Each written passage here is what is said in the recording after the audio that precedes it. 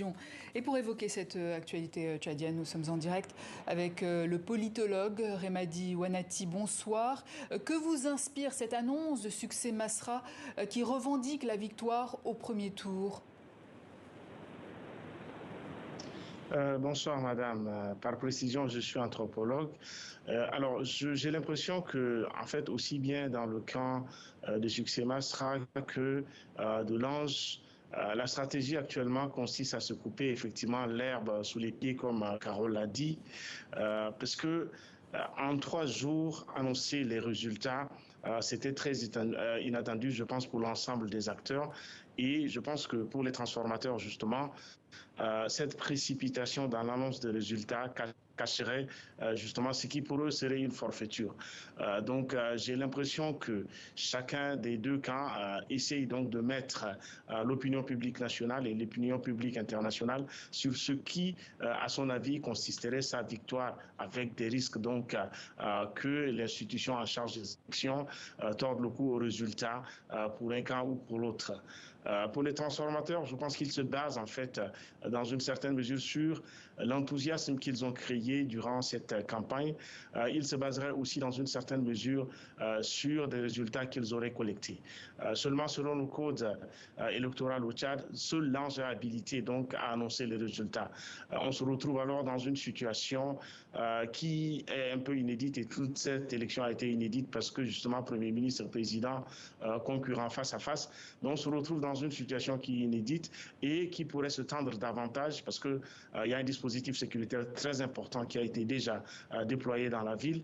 Et l'appel donc du président des transformateurs au peuple de résister de manière pacifique fait planer à nouveau, si vous voulez, une sorte de face-à-face dans les jours à venir entre les forces de l'ordre d'un côté et les sympathisants des transformateurs.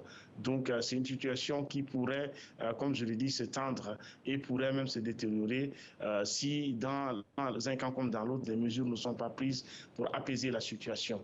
Mais avec les résultats annoncés par l'Ange et la victoire réclamée par Masra, il est difficile en fait de voir comment la situation pourra s'apaiser. Ici, on a deux camps qui revendiquent cette victoire. Comment sortir de l'impasse ? Comme je l'ai déjà dit, sortir de l'impasse, c'est deux positions tranchées. Ça veut dire, d'un côté, l'institution en charge de l'organisation des élections, donc officiellement seule habilitée à annoncer ses résultats, qui annoncerait plus ou moins Imam président de la République, donc élu, et fait plus ou moins attendu depuis le début de ce processus par la composition de l'Ange même et des autres organes. Et de l'autre côté, les transformateurs qui, selon eux, selon le décompte qu'ils auraient fait, sont aussi présidents. Je pense que sans une prise de position claire donc de parties tierces dans cette discussion, il serait difficile d'obtenir le calme.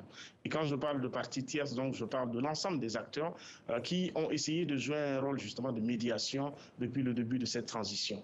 C'est notamment la CEAC qui devrait prendre ses responsabilités, l'Union africaine aussi.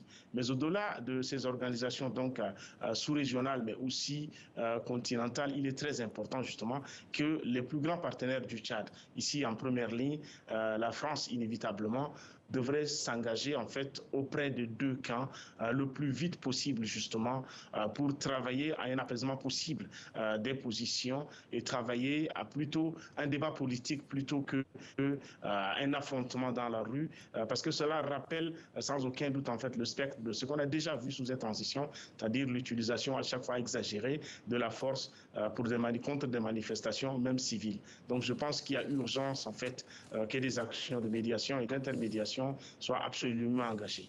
Remadi Ouanati, merci. Je rappelle que vous êtes anthropologue et on suit évidemment de près l'annonce des résultats de la présidentielle au Tchad tout au long de cette édition et dans les suivantes.